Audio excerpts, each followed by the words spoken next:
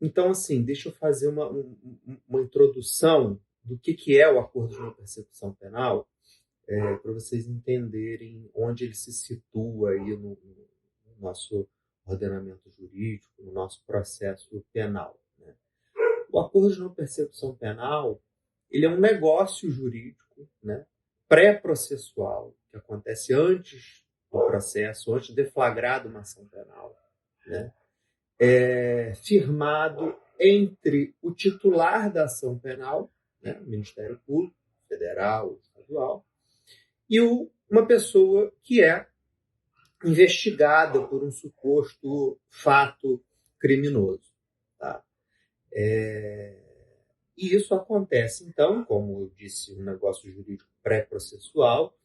Esse momento se situa no término, no encerramento da fase investigatória, né,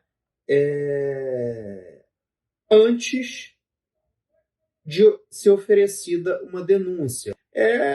Foi uma opção do legislador, né? Na verdade, antes de eu falar que isso é uma opção do legislador, deixa eu explicar o porquê que isso aparece no Brasil.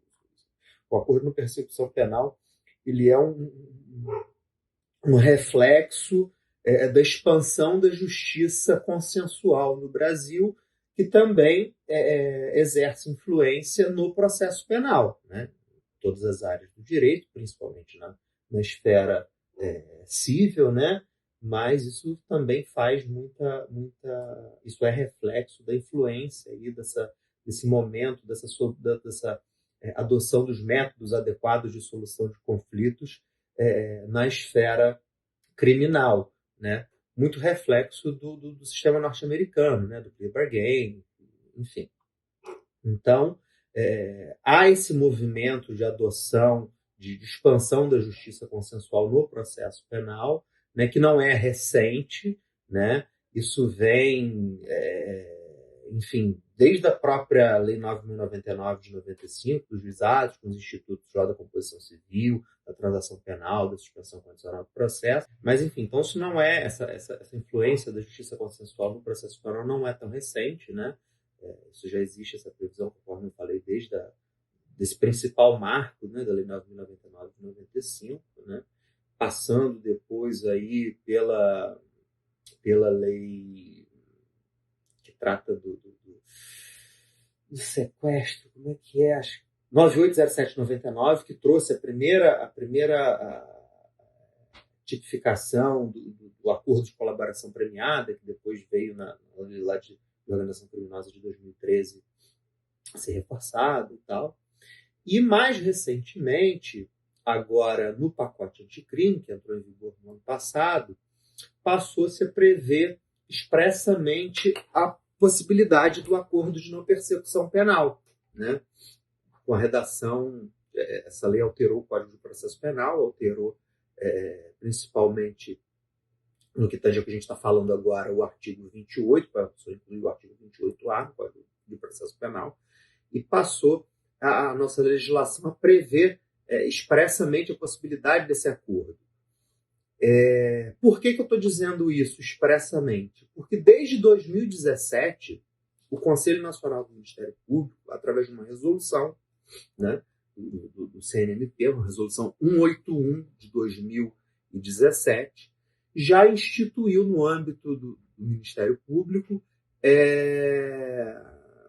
essa possibilidade de os promotores e procuradores da República firmarem o acordo de não persecução penal. Só que isso não era previsto em lei. Isso gerou uma série de questionamentos, se isso podia, né? Se isso estava sujeito à reserva legal, se isso poderia ser, enfim, estabelecido por uma resolução de um conselho. E como já era um movimento, né? Enfim, isso veio a ser inserido no nosso Código de Processo Penal, lá no artigo 28A, trazido pelo pacote anticrime da Lei 13.964 de 2019, se não me engano. Então, assim, grosso modo, é um acordo que se aplica a alguns crimes, né? Isso tem alguns requisitos que a gente precisa para saber olhar lá o artigo 28A do CPP, que a gente vai passar aqui, mas basicamente que aquele crime tenha pena mínima inferior a 4 anos, o que já abrange uma quantidade enorme, né, de tipos penais, mas que esse crime não envolva violência ou grave ameaça. E aí o Ministério Público vai oferecer esse acordo de não persecução penal ao investigado. Né? Então é como se na cabeça do legislador, por conta de todo esse movimento que eu falei, aquela conduta que talvez do ponto de vista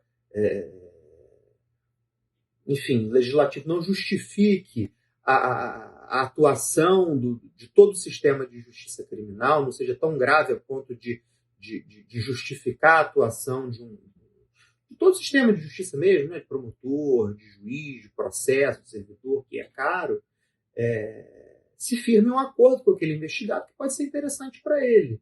Né? Então, seguindo essa regra, né, que a pena mínima seja inferior a 4 anos, que não tenha ocorrido aquela conduta mediante violência ou grave ameaça, e aí seguindo lá os incisos do artigo 28A, algumas condições. Né? A primeira delas é a de reparar o dano ou de restituir a coisa à vítima, exceto na impossibilidade de fazê-lo. E aí tem até uma orientação do Conselho do Ministério Público que eles estabeleceram, só a título de curiosidade, tá?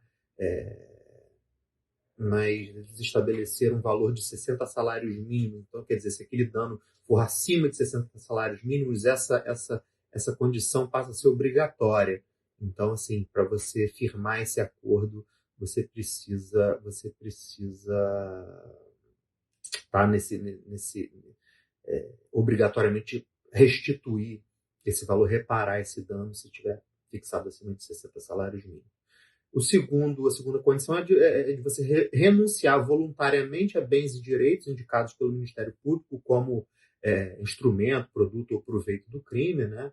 Então se aplica muito em crime econômico, por exemplo, né? em que a pessoa tem, vamos supor, até um peculato, pode ser, um estelionato, e que aquele investigado tenha como proveito do crime adquirido algum bem, alguma coisa assim. Né? A terceira condição vai ser a de prestar serviço à comunidade ou entidade pública, que é como se fosse uma pena. Na verdade, esse acordo é uma pena sem processo. Né? Você, antes de inaugurar um processo criminal, você combina o investigado, assistido pelo advogado, a gente não pode esquecer disso, combina com o titular da ação penal uma pena antecipada para deixar esse processo para lá. Entendeu? Não justifique a atuação de todo o sistema de justiça criminal, não seja tão grave a ponto de justificar a atuação de todo o sistema de justiça mesmo, né? De promotor, de juiz, de processo, de servidor, que é caro, se firme um acordo com aquele investigado que pode ser interessante para ele. Né? Então, seguindo essa regra, né, que a pena mínima seja inferior a 4 anos, que não tenha ocorrido aquela conduta mediante violência ou grave ameaça, e aí seguindo lá os incisos do artigo 28A, algumas condições. Né? A primeira delas é a de reparar o dano ou de restituir a coisa à vítima, exceto na impossibilidade de fazê-lo.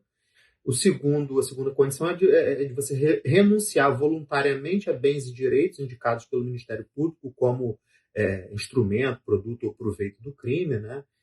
A terceira condição vai ser a de prestar serviço à comunidade ou entidade pública, que é como se fosse uma pena. Na verdade, esse acordo é uma pena sem processo. Né? Você, antes de inaugurar um processo criminal, você combina o investigado, assistido pelo advogado, a gente não pode esquecer disso, combina com o titular da ação penal uma pena antecipada para deixar esse processo para lá. Entendeu? E você tem que se submeter a essas circunstâncias. Só que aqui no acordo de não persecução penal a gente vai até não vai usar mais o suposto autor do fato, porque uma das condições aqui é a confissão do investigado. Então, ali, de fato, ele está confessando, ele fez. Eu vou dar um exemplo prático para vocês daqui a pouco. Né? Então, voltando lá no artigo 28A, reparar o dano, renunciar voluntariamente bens e direitos, prestar serviço à comunidade, pagar uma prestação pecuniária, né? E cumprir por prazo determinado outra condição indicada pelo Ministério Público, desde que proporcional e compatível com a infração imputada. Então, não adianta também o Ministério Público aqui propor, num caso de estelionato, que tem uma pena de 1 a 5 anos, que a pessoa cumpra, sei lá, deixe de frequentar determinado lugar por 10 anos. Uma coisa desproporcional, não caberia. Então, ele precisa respeitar isso. E aí, a gente precisa também, ainda no artigo 28, mas já no parágrafo 2º, atentar para as hipóteses de não cabimento do acordo de não persecução penal. E aí, a primeira delas vai ser justamente a questão da transação penal. O inciso primeiro vai dizer lá, se for cabível transação penal de competência dos juizados especiais criminais nos termos da lei. Isso está tudo na letra da lei. O acordo de não persecução penal é muito fácil. Você vai olhar lá, todas as condições vão estar elencadas lá no artigo 28A. E na prática é bem aquilo ali, bem aquele roteiro que se segue. Então é só ler aquilo lá que é exatamente o que acontece. 2. Se o investigado for reincidente ou se houver elementos probatórios que indiquem conduta criminal habitual, reiterada ou profissional, exceto as insignificantes infrações penais pretéritas. 3. Ter sido agente beneficiado nos 5 anos anteriores da mesma forma que a transação penal. Você não pode aceitar esse benefício, né, no intervalo de 5 anos. E 4, nos crimes praticados no âmbito de violência doméstica ou familiar ou praticados contra a mulher por razões de condição de sexo feminino em favor do agressor. Essas são basicamente as condições do acordo de não persecução penal. Vocês vão perceber que existe, isso na prática a gente tem visto muito, uma certa discricionariedade do Ministério, do promotor de justiça ou do procurador da República em oferecer essa proposta de acordo de não persecução penal, e isso tem relação direta com esses conceitos são colocados na lei de uma forma muito aberta. Então você vai ver assim, desde que proporcional e compatível com a infração imputada, ou lá no caput do 28A, desde que necessário e suficiente para reprovação e prevenção do crime. Então isso deixa margem para o que o MP diga o que ele pense, né?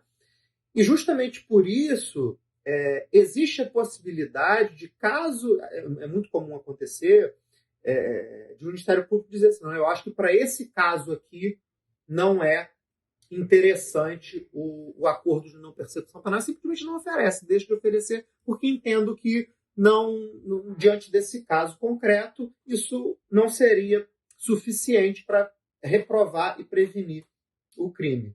E aí o que se faz? Existe na lei a previsão, isso foi uma criação no âmbito dos ministérios públicos, que se criou uma comissão, uma Câmara, né, formada por procuradores, que vão funcionar como uma Câmara de revisão daquela decisão do promotor de primeiro grau.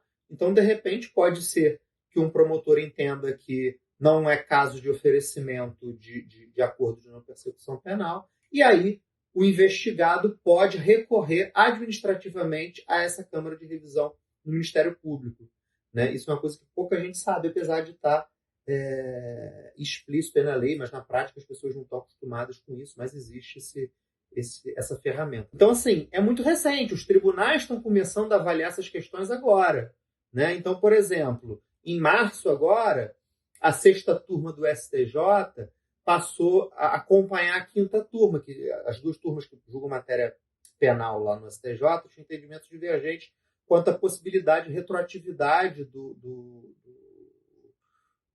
acordo de não persecução penal para os casos já em trâmite. Por exemplo, eu tinha um crime de estelionato em que já tinha sido oferecida a denúncia, já tinha sido recebida a denúncia, já estava em vias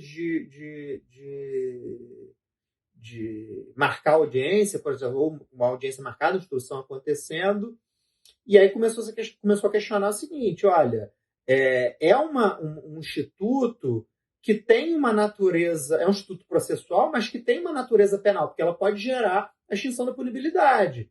Então, assim, ela tem que retroagir, né?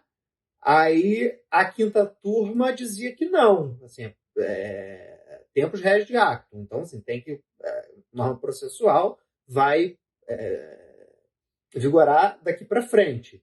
E a sexta turma estava admitindo até a possibilidade da incidência do acordo de não persecução penal, depois até inclusive de sentença condenatória ainda não transitada em julgado, né? E aí as duas turmas entraram meio que num acordo aí, e as duas passaram a entender agora a possibilidade de retroatividade do acordo de não persecução penal. Isso é muito importante, desde que não tenha sido recebida a denúncia. Aí olha só que curioso, como é que isso deixa, como é que como é que está muito amplo e como é que se tem feito. Por exemplo, vamos falar de reincidência, né? O camarada está sendo processado agora por um furto, né? Mas ele tem lá, existe um inquérito agora em que ele está sendo investigado, melhor dizendo, por um furto, tá? Furtou um carro. E aí tem lá na folha de anotações dele outros 4 ou 5 inquéritos por diversos outros tipos, mas tudo em fase de inquérito ainda, né? Isso num processo não poderia ser utilizado para fins, né, de reincidência, de aumentar a pena base. Não pode, porque está em fase de inquérito ainda, né? Está em fase de investigação. Agora, isso pode ser utilizado, por exemplo, eu tenho minhas dúvidas se pode, tá? Eu estou dizendo assim, isso acaba, na prática, hoje sendo utilizado como forma de negar a esse investigado o direito de firmar um acordo de não persecução penal. Entendeu? Então, esse é o problema aí dessa não definição exata desses conceitos aí, que os tribunais vão acabar assentando daqui para frente. Eu queria mostrar para vocês na prática. Deixa eu ver se eu acho aqui no computador. Eu tô começando aqui do mais para o final para preservar a identidade aqui dos meus clientes, tá? Olha só, esse caso aqui, basicamente, era um caso registrado como estelionato, né? A gente entende até hoje que era um estelionato, acabou virando depois uma apropriação em débito, mas enfim, a conduta gira ali ou uma apropriação ou um estelionato, em que o meu cliente teria se apoderado de uma quantia devida a uns médicos nesse valor aqui, um montante alto, isso aqui na época R$641 mil, isso atualizado hoje deu 1 milhão em pancada. E aí o Ministério Público oferecer. Acaba sendo um pouco de sorte também, porque no meio desse caminho, quando esse caso começou, ainda não tinha a lei, o pacote anticrime, então ainda não tinha previsão legal do acordo de não persecução penal. Aí isso no meio do caminho apareceu e foi a forma que a gente encontrou de resolver essa questão. E aí ele faz a narrativa do caso e tal, e diz, claro, entretanto, restam preenchidos, diz que a pessoa cometeu isso e aquilo, né? Dizendo o seguinte, olha, aqui há os requisitos para o oferecimento da denúncia, mas restam preenchidos os requisitos do acordo de não persecução penal, do artigo 28A, caput parágrafo 2º do CPP, que ora se propõe, que foram aqueles dispositivos que eu li com vocês, né? E aí ele faz aqui, né, um apanhado do que é, com o advento da Lei 13.964 de 2019, que é o pacote anticrime, o artigo 28A do CPP, consagrou o benefício acima nomeado. Você vê que aqui ele chama de benefício mesmo, né? Quer dizer, não é... Um dia a gente vai reconhecer isso como direito, mas por enquanto estão tratando como benefício. A fim de evitar propositura de ações penais de infrações penais sem violência ou grave ameaça, com pena mínima inferior a 4 anos, desde que não haja os impedimentos do parágrafo 2º e exista confissão formal e circunstanciada, ainda que na delegacia de polícia, conforme recomendação número tal da promotoria de área aqui. Assim, para reprovação e prevenção das infrações penais, o Ministério Público do Estado do Rio de Janeiro reputa necessárias e suficientes duas das seguintes condições. Primeira condição, lembra que estava lá no artigo da lei, prestar serviço à comunidade por período correspondente à pena mínima diminuída de metade. Então, a pena mínima vai ser lá, 1 ano. Eu não sei se acho que tem um casamento de pena nesse caso, mas enfim, vamos tomar 1 ano. Então, vai ser de 6 meses, em local a ser indicado pelo juiz da execução, e pagar prestação pecuniária à entidade pública ou de interesse social no valor de 5 salários mínimos, na forma do artigo 45 do Código Penal, ser indicada pelo juízo da execução. Essa é uma condição. A segunda condição, reparar o dano, exceto na impossibilidade de fazê-lo, justificada e comprovadamente. Delito. A partir disso, a gente firma esse acordo, assina, igual um acordo mesmo, como se fosse um contrato, assina esse contrato. Esses autos vão ser encaminhados para a Justiça. Lá vai ser marcada uma audiência especial para a homologação desse acordo, né? E, havendo a homologação disso, a Vara de Execuções Penais vai executar essas condições, né? Essas penalidades antecipadas. E depois que cumpridas todas as condições, o juiz vai declarar extinta a punibilidade daquele sujeito. Então, é mais ou menos isso o que acontece na prática aí. Acho que assim, toda discussão a respeito de todo esse sistema se resume exatamente nessa questão. Quer dizer, isso é uma pena, isso tem uma natureza de pena. Quer dizer, o Ministério Público pode, no nosso sistema, enfim, determinar o que é suficiente para reprovar uma conduta. Enfim, mas isso é uma discussão que vai invadir a dogmática e não é uma coisa tão simples que a gente possa abordar, acho que nesse momento. Acho que até perigoso a gente fazer isso de uma forma inadequada. Mas eu acho que essa é a discussão toda a respeito do assim. É interessante para que não haja um excesso de processos, mas isso, né, até que ponto, né? Enfim, mas tem muito pano para manga aí nessa discussão. Porque assim, exato, certamente ele é o titular da ação penal, mas assim, é a dúvida se isso no nosso sistema processual ele poderia fazer isso sem o devido processo legal. Entendeu? É uma discussão bem complexa.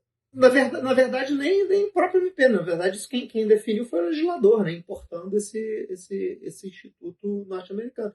E, de fato, assim, eu não critico de forma nenhuma. Enfim, quem sou eu para criticar alguma coisa? Que isso, o acordo de não persecução, de fato, ele busca e ele certamente tem um reflexo em investigações mais céleres, mais eficientes, mais desburocratizadas, não tem dúvida, que evita a deflagração de processos criminais desnecessários. É para a coisa andar mais rápido, para a coisa ser mais eficiente, para a coisa ser mais desburocratizada. Beleza. Mas eu acho que a gente precisa refletir o seguinte, ou para que uma condenação seja mais célere, mais eficiente, mais desburocratizada. Porque esse acordo é interessante para quem, de fato, cometeu um crime. Agora, esse acordo pode ser uma ferramenta que uma pessoa que não cometeu aquele crime vai acabar preferindo pagar uma pena, porque isso tem uma natureza de pena, né? Confessando uma coisa que não cometeu só para que não venha responder esse processo e venha lá na frente ser condenado, né? Com medo de enfrentar um processo. E, sinceramente, na prática, o que a gente vê, a gente tem medo. Eu deixo sempre essa decisão com o cliente. Ele pode me jurar com os dois pés juntos. Caio, eu não cometi esse crime. Eu não fiz isso. O que eu faço? Vou enfrentar um processo ou vou aceitar, vou confessar essa porcaria para resolver isso de uma vez? Olha, a decisão é sua. Eu acho que a gente tem um bom método, tem um bom material, mas a gente precisa saber que, na prática, às vezes, o fato de você recusar uma proposta dessa... Isso aqui não tem espaço para negociação, tá? Isso aqui é um contrato de adesão. Eu já tentei algumas vezes aqui propor alguma coisa ou outra. Não tem. Quer, não quer, segura ação penal. Entendeu? Então, esse acordo aí não é bem um acordo, né? É assim, ou aceita ou processo. E, às vezes, você não aceitar isso, na prática, você acaba não sendo visto com bons olhos aí durante esse processo. Né? Porque a pessoa assim, poxa, teve oportunidade de aceitar isso, não quer, então... Acho que, às vezes, até na íntima convicção, dependendo ali do julgador, isso faz uma... Então, assim, tem uma série de discussões que circundam isso aqui, que não é simples para a gente dizer, eu acho que isso é bom, eu acho que isso é ruim. Isso demanda, acho que, muita análise, muito estudo, muita pesquisa, né? Mas, assim, o que eu quero propor aqui hoje não é uma solução, não é dizer que eu concordo, que eu discordo, assim. O Instituto está aí, existe, a nossa lei prevê. Agora, o que a gente precisa pensar, o que a gente precisa fazer é refletir se isso de fato se adequa ao nosso sistema processual e se isso, na nossa prática, como é aplicado. Se isso atende à dogmática do próprio Instituto. Né? Porque, às vezes, uma coisa é criada com um fim e a gente acaba, na prática, fazendo com que aquilo aconteça de forma totalmente diferente. E aí, só a pesquisa séria, só a academia que vai ser capaz de responder a essas questões, a essas indagações.